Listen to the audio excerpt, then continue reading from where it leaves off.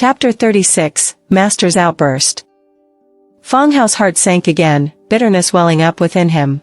Yes, his wife had been gone for a day and night without a message or a word about the family situation. By now, she should be with her lover. Fang Hao cast a sidelong glance at his mother-in-law through the rearview mirror and said, she did send a message, assuring that everything was fine and that she was back safely. I'm at home, so she should be at ease. Regardless, she should have called me. After all, I'm her mother. His mother-in-law complained uncommonly, probably because she was suffering from angina, and her family wasn't around. Instead, Fang Hao accompanied her to buy medicine and showed concern. Give you a call?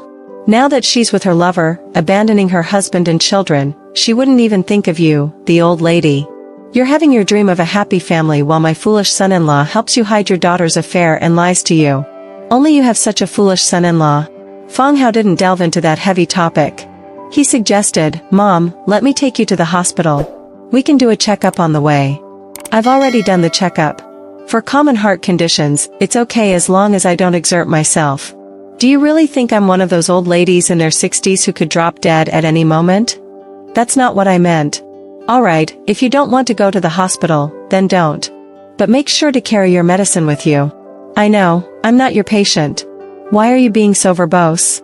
While they were on the road, his mother-in-law received a call from one of her graduate students, discussing academic conference matters.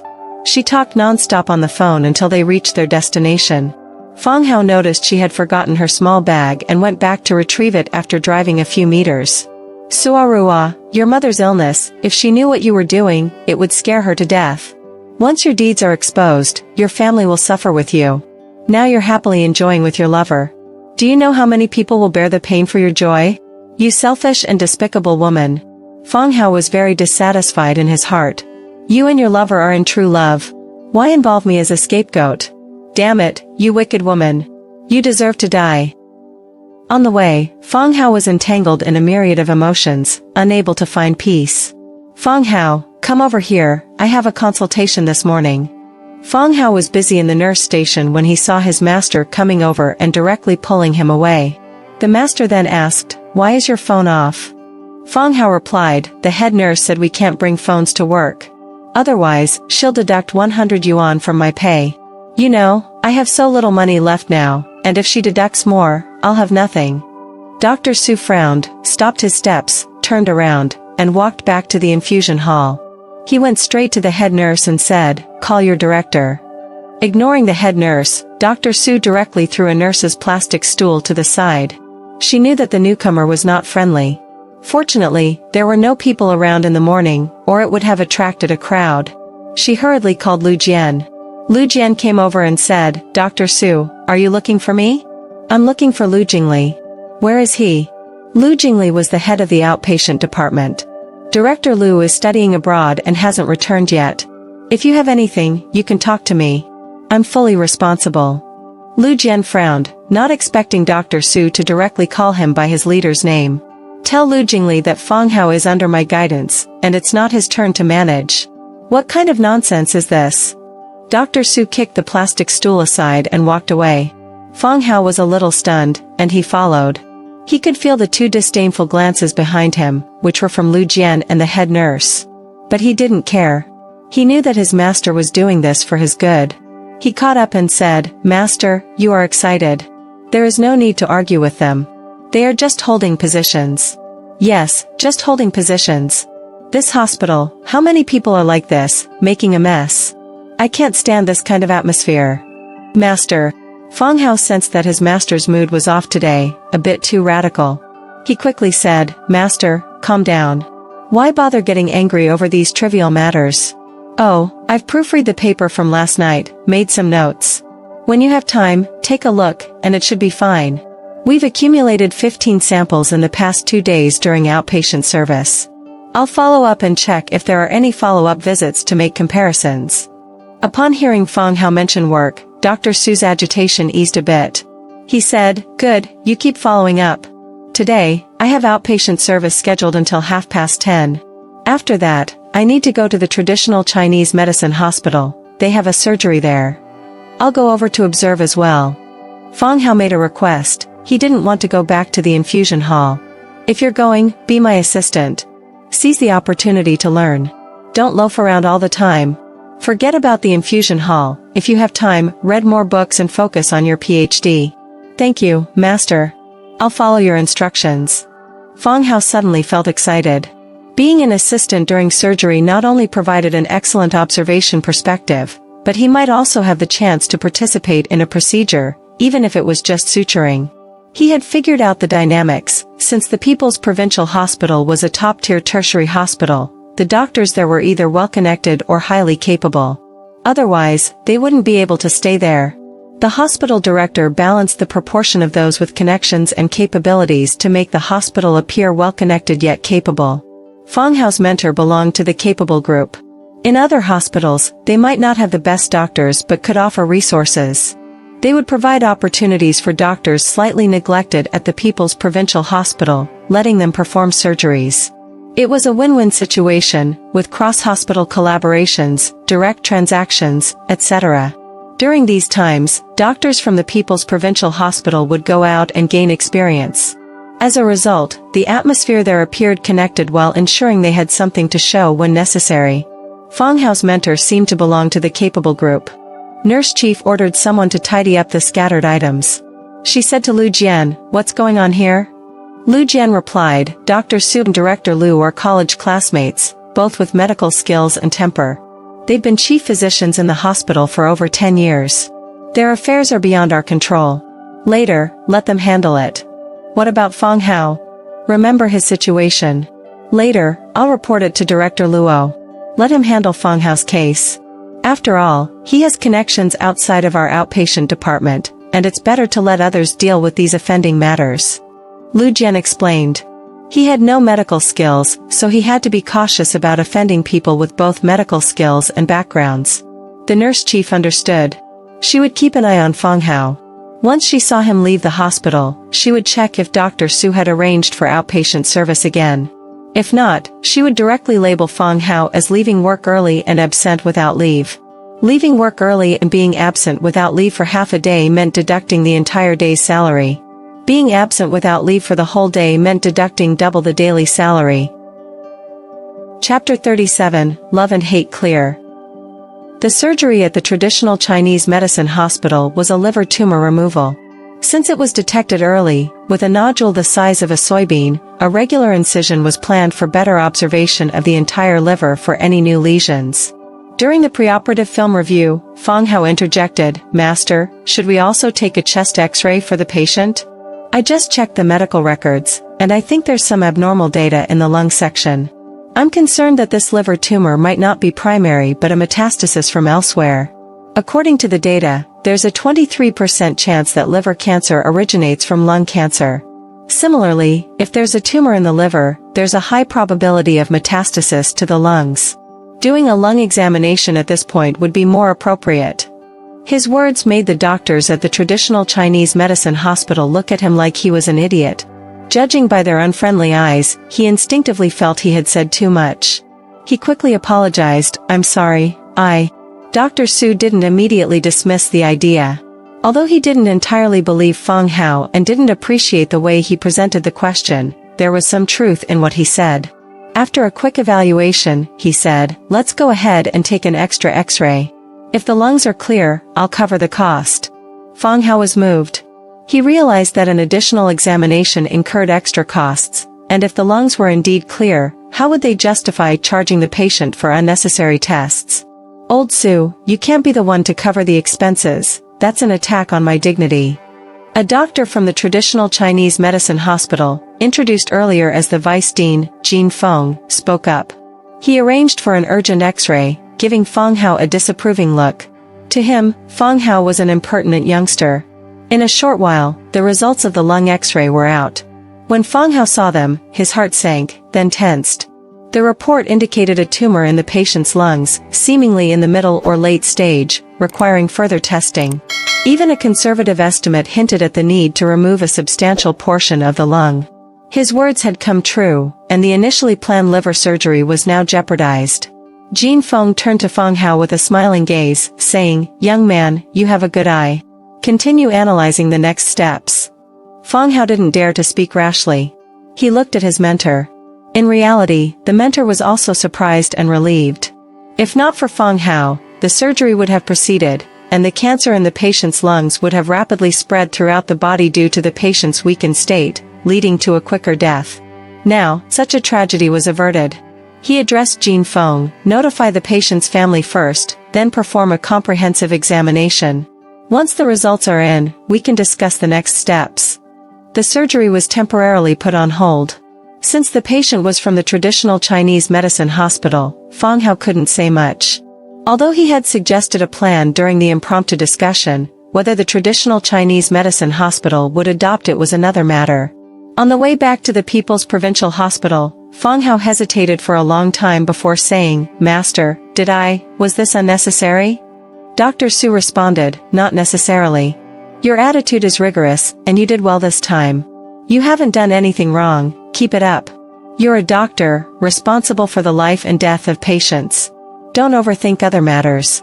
"Understood, Master."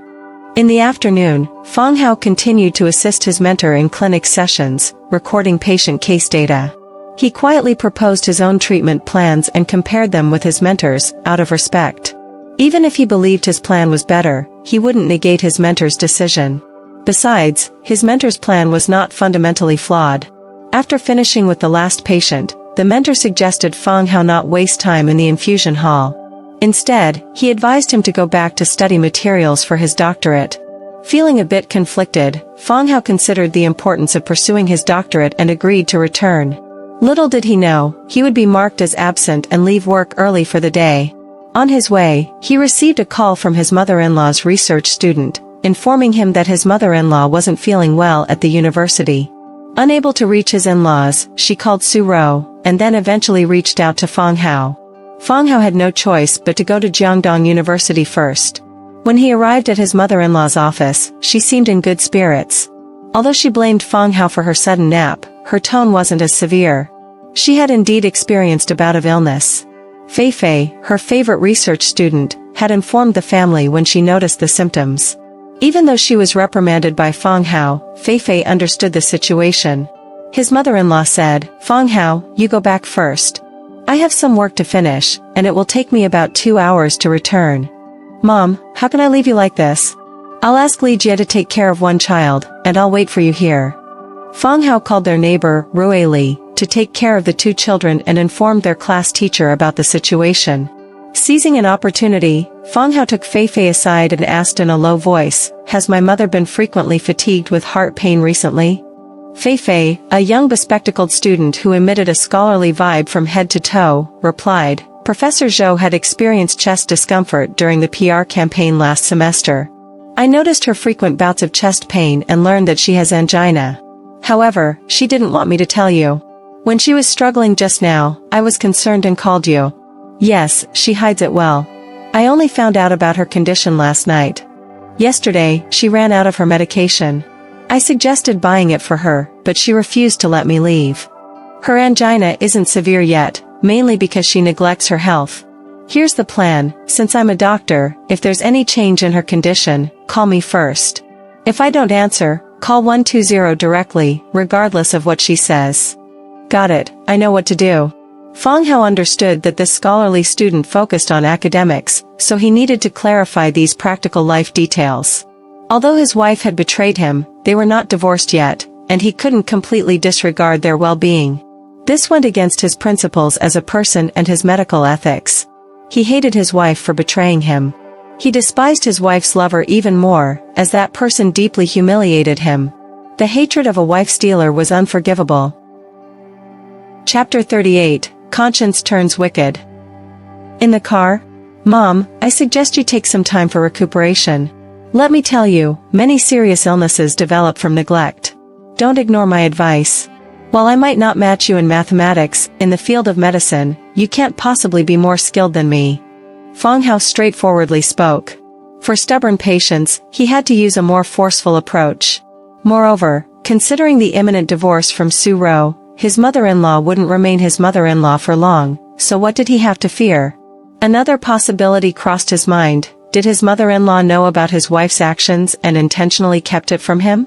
After finishing his words, he glanced at his mother-in-law in the back seat. She was leaning back, eyes closed, seemingly relaxed. If this were any other day, he'd be scolded for talking to her like this. As expected, his mother-in-law retorted, "Don't think that because you've read some medical books, you're all-knowing. Let me ask you, in these 4 years, have you gained the right to prescribe? How many patients have you treated? With your limited experience, you dare lecture me? Do you understand my situation better than I do?" Fang Hao gave a bitter smile and said, "Mom, are you really going to argue with me? I may not have eaten pork, but I've seen pigs run. Do you know the consequences of letting this continue? Oh, getting cocky now, huh? Shock, heart attack, and then a quick death. Who are you trying to scare?" His mother-in-law fired back. "Oh, Baidu is convenient for everyone. Not bad. But you know, the torment of illness is not what I find most unbearable. What I find most unbearable is when patients suffer, their family members are anxious but helpless, and we medical staff are powerless. Knowing you're powerless, you shouldn't slack off normally. Work hard, research, and improve yourself. But when patients could have avoided worsening conditions themselves, they end up delaying their own treatment. Isn't that because you doctors are incompetent? If doctors could treat any disease, would patients still be afraid of getting sick? Is it the doctor's incompetence that delays patients, or is it the patients delaying themselves?" "Mom, you're being evasive. Is that so? Did I say something wrong? Are you going to argue with me? If patients could manage their own health, why do we need doctors like you? Doctors should be able to treat any disease. If you can't, that's incompetence. Do you have that ability?" "Hee, I don't have that ability you're talking about. That's not being human, that's being a god. But I know, the more. Never mind, you're a math professor. What am I discussing medical matters with you for? Let me ask you, will you go for recuperation or not?" Fang Hao initially wanted to say, "Ignorance is bliss," but he feared that this phrase would trigger a heart attack in his self-proclaimed lofty mother-in-law. "Can I withdraw from the project when it's critical?" "Fine, I can't persuade you. Let Dad and Sharo convince you, or let your superiors persuade you. Are you daring to do that? Fang Hao, if you talk nonsense, I won't spare you." "Oh, this phrase of yours? Oh, it hurts me so much." His mother-in-law suddenly clutched her chest. Fang Hao, frightened, quickly stopped the car and turned around. "Mom, what's wrong? Are you in pain again? Take your medicine quickly. I'm being upset by you. Sooner or later, you'll upset me to death." His mother-in-law glared at Fang Hao, released her hand, and nothing happened. However, her tone softened a bit. "The project is at a critical stage now. I've cancelled my afternoon classes to focus on it. Once the project is over, I'll apply for retirement and take a good rest. I'm afraid of dying. As for you, don't drag me down. How long will this project take? If it goes fast, it might be finished in a few days. If it goes slow, maybe 1 or 2 months." "Alright, I'll wait then." Fang Hao pondered. In this amount of time, he should be able to find that jerk. Once that's done, he can divorce his wife, and everything will be over. "Oh, wait. Wait for what? I want to go to Peking Union Medical College for a clinical internship. However, it's not easy to apply. Mom, focus on your research. If Sharo is too busy, hire a maternity nurse to help take care of the baby for a month or 2. "A maternity nurse? Can she handle the child's education well? Let Sharo take care. Is her job so busy that the entire group will collapse without her? When I come back from my business trip, I'll talk to her. Oh, speaking of her, it makes me angry. Why didn't she send me a message? Didn't she greet me? Does she still consider me her mother? She sends me messages every day, asking about you. Although she doesn't say it, she cares about you the most." "Really? Well, at least she has a bit of a conscience. Mom, let's go back." Fang Hao smiled bitterly, wondering if his wife had a conscience. Her conscience had significantly deteriorated. Not only did she not call to report her safety, but these days, she hadn't sent him any messages. She might be busy with work, or she could be enjoying herself with that jerk. Who goes on a business trip and works tirelessly 24 hours a day without taking a moment to send a reassuring message to their family?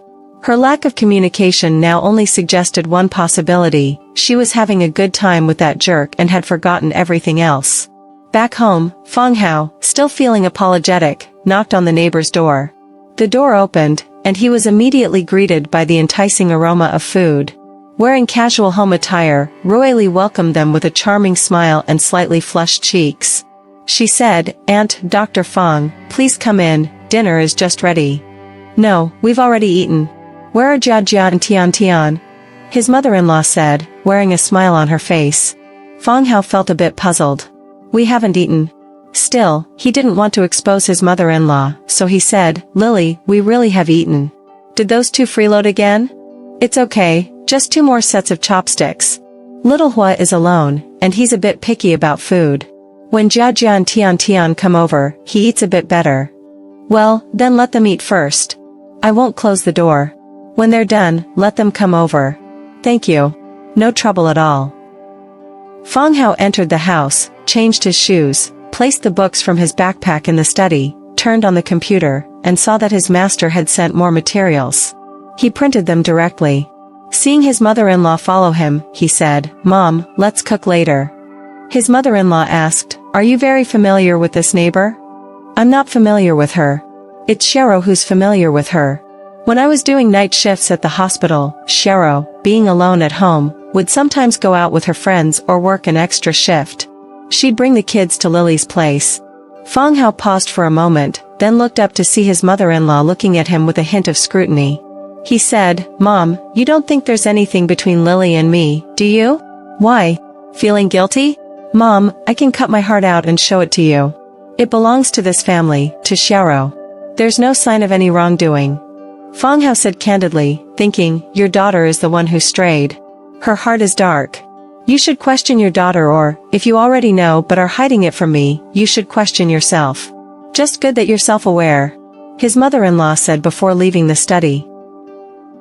Chapter 39, What are you pursuing?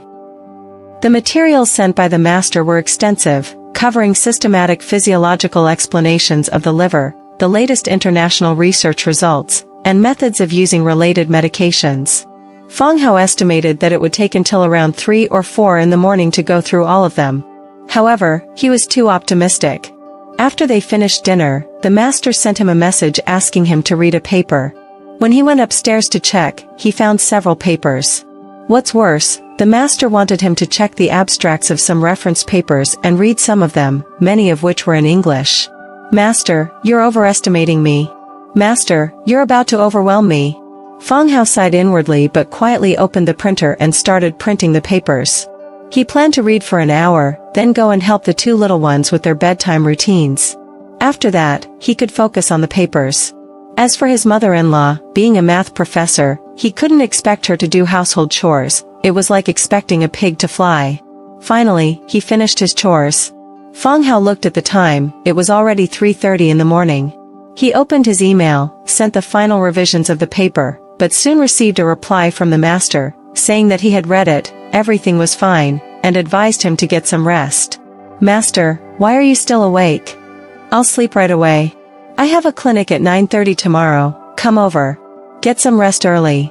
Fang Hao didn't expect the master to reply, and the style was as usual.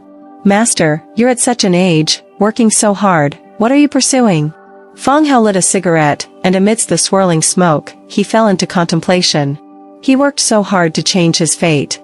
Coming from a rural background, he couldn't accept the identity of a rural kid. He wanted to stay in the city. But the city wasn't friendly to him. His wife, like a beautiful flower, betrayed him. In the hospital, some people ostracized him. If he wanted to stand out here, he had to put in more effort than others. Besides working hard, he had no other capital. And the master? He had a house, a car worth around 50, and a seemingly happy family. The master's wife was a civil servant in some system, and the master-in-law was from a family of civil servants. The master also had a daughter, around 18, very beautiful, who had already gone abroad for further studies. "Master, you're in your 40s or 50s, and you don't enjoy life. What are you pursuing? Could it be that you really want to become the chief surgeon at People's Hospital? If that's the case, you can't stay in the inpatient department as an attending physician, you have to go to the surgery department. However, the surgical director, Dr. Gong, has top-notch skills. While your theoretical knowledge might be comparable, your surgical skills can't match his. Surgery? If only I could transfer to surgery, I could practice with a knife too. What happened to the patient at the central hospital? Removal of 2/3 of the lungs, along with a minimally invasive surgery on the liver, it should be able to eliminate the lesion. The premise is that the 2/3 should be thoroughly cleaned. Morning came. His mother-in-law came to the dining table and saw the strange objects on the table. She asked, "What are you doing?" "Failed experimental products." Fang Hao grinned, not explaining further. His mother-in-law saw the two little grandchildren enjoying their meal. She tasted it herself and found it surprisingly delicious. Since the taste was good, she decided not to bother about the mess and joined in eating. Fang Hao continued to work. He was busy in the infusion hall until the master came to sit for consultations, and he went over to help. At 10:30, Fang Hao noticed a pregnant woman with a big belly coming over alone. Judging by the situation of her abdomen, if it was a single fetus, she would give birth in 1 or 2 weeks. If it was twins or multiples, she might deliver within a month. He offered her a chair and took her medical record. Seeing the injuries and a colored photo, he asked, "Are you alone? With your condition, shouldn't you go to the obstetrics and gynecology department? There are too many people in obstetrics and gynecology. I came here in the morning, waited for more than an hour, and it wasn't my turn yet. I saw no one here, and also, I've seen Dr. Su in the inpatient department. 6 months ago, my father-in-law had a stroke, and Dr. Su treated him. Now he can move normally at home. Our whole family thanks Dr. Su and trusts him. So, I wanted Dr. Su to have a look first. These past 2 days, my lower back has been hurting a lot, and sometimes my legs go numb. The obstetrics and gynecology department said I lack calcium, so I've been taking calcium, but it hasn't improved." The pregnant woman spoke weakly, her expression showing signs of exhaustion. When the master inquired about the pregnant woman's condition, he did so with great caution. Fang Hao also checked the woman's lab results and the latest colored photo. One detail surprised him. He asked, "May I check your pulse?" "Sure." The pregnant woman thought that Fang Hao, who had given her a chair, had a handsome forehead and very beautiful eyes. She thought he must be a handsome young man. After checking her pulse, Fang Hao was astonished. He quickly signaled the master, gesturing for him to come aside, and whispered in his ear.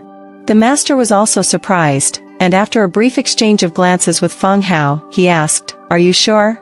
It involves a person's life, I dare not speak lightly." Fang Hao spoke with a resolute expression. Dr. Su Yucheng thought for a moment, then went back to review the patient's laboratory results and the colored photo, especially the points Fang Hao had pointed out. His brows furrowed deeply. He said to the pregnant woman, "Have your family come over. You need to be admitted immediately. In this situation, you should have come earlier. There's no need to wait in line, just find Lu Yu." The pregnant woman asked, "Who is Lu Yu?" "Professor Lu Yu in obstetrics and gynecology." Fang Hao explained, Professor Lu Yu used to be the department head. She retired 2 years ago but was rehired by the obstetrics and gynecology department. "Sister, don't worry. Your situation requires hospitalization. Let Professor Lu Yu examine you. She's an expert, and she should be the most knowledgeable about pregnant women like you. Let's go, I'll take you up."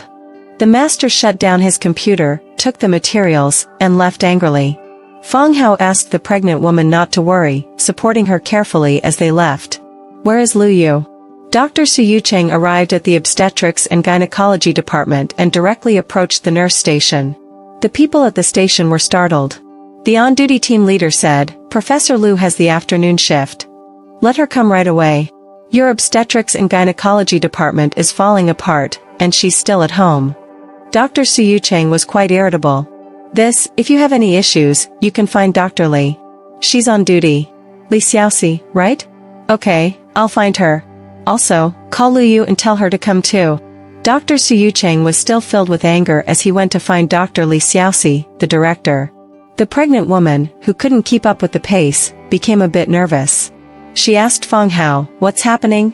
Why is Dr. Su so angry? Is it because of me? Don't think too much. Right now, you just need to wait for your family to arrive, and we'll discuss the treatment options together. If you don't understand anything, just ask Dr. Su, he will explain it to you." Fang Hao frowned.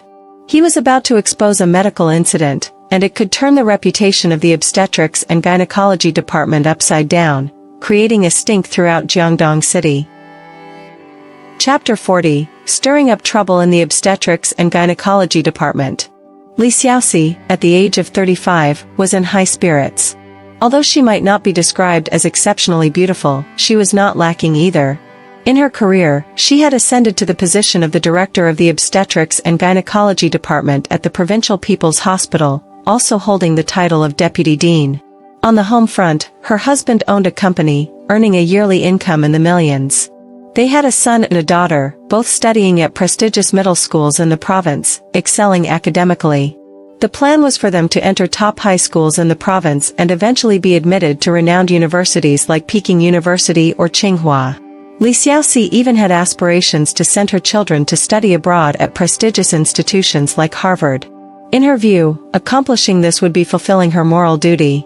Early that morning, her husband had done his utmost to please her, leaving her thoroughly satisfied. However, her good mood was unexpectedly shattered when Dr. Su Yucheng forcefully kicked open the door to her office. Standing up, she confronted Su Yucheng with an angry gaze, asking, "Dr. Su, what's gotten into you? If you're not staying in the inpatient department, why are you here in my office? You're too naive. Let Lu Yu come instead." Su Yucheng glanced at Li Xiaoxi. Her hair was smooth and black, her eyebrows neatly shaped, with eye makeup, delicate red lips, shiny earrings, and a Bulgari pearl necklace around her neck. A trace of disappointment flashed in Su Yucheng's eyes. When a woman puts effort into her appearance, she might lack competence in her profession. Humph. Dr. Su, I don't understand what you're saying. Lu Director is Lu Director, and I am me. This is my territory, Li Xiaoxi's domain. Li Xiaoxi refused to back down. Oh, is that so? Well, let's see.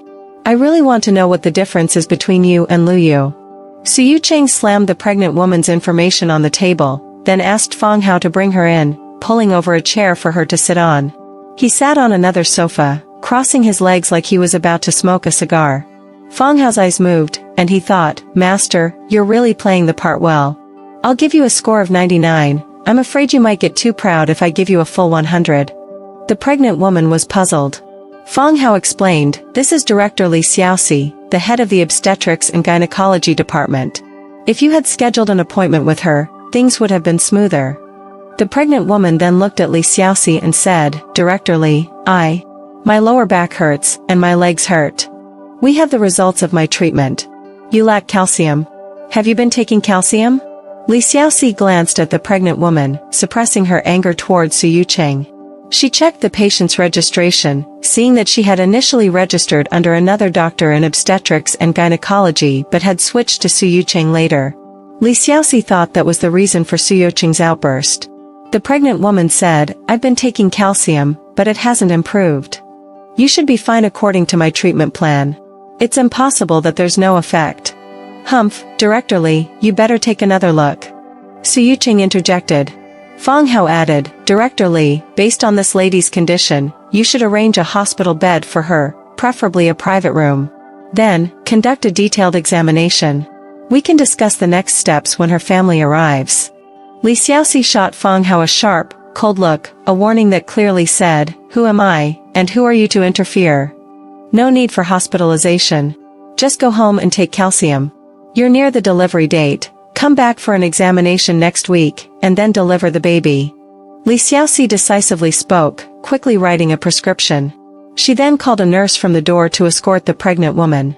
"What the hell is this?" Su Yucheng tore the diagnosis slip in half and smashed the valuable orchid pot on Li Xiaoxi's desk onto the floor with a loud crash. Li Xiaoxi screamed in shock. The pregnant woman was also a bit anxious, instinctively grabbing Fang Hao's arm. Fang Hao was stunned, thinking that the master's anger seemed a bit excessive.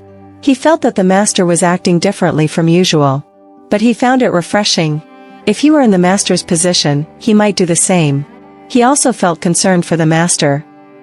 "Su Yucheng, have you gone mad? I'll report you to the hospital director." Li Xiaoxi exploded. Regardless of the expensive orchid pot she had brought back from overseas, the fact that her territory was being trampled by Su Yucheng left her feeling humiliated. Her eyes were fierce, filled with anger, as she stared at Su Yucheng, contemplating revenge. Trembling, she took out her phone, calling the hospital director and even other hospital leaders. "I'll wait right here. Feel free to call anyone. It would be best if you could also summon Lu Yu to prevent accusations of me bullying you."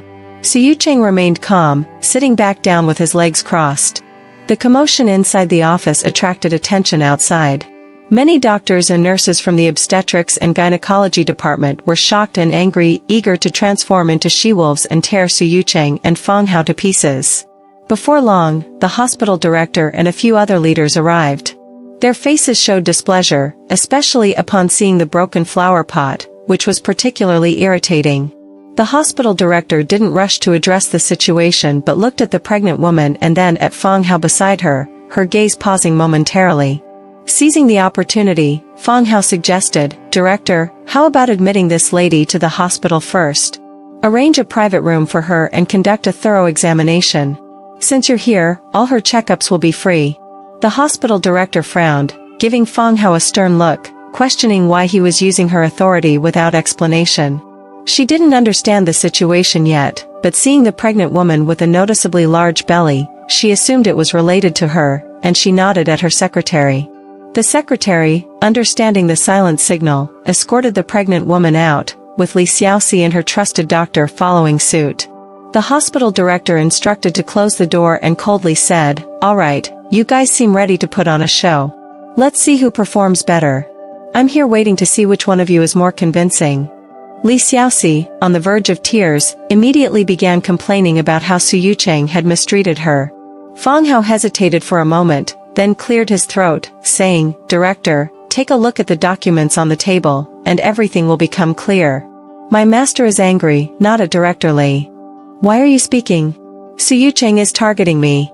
Li Xiaoxi warned Fang Hao not to meddle, emphasizing that he, as an insignificant doctor, had no right to speak here.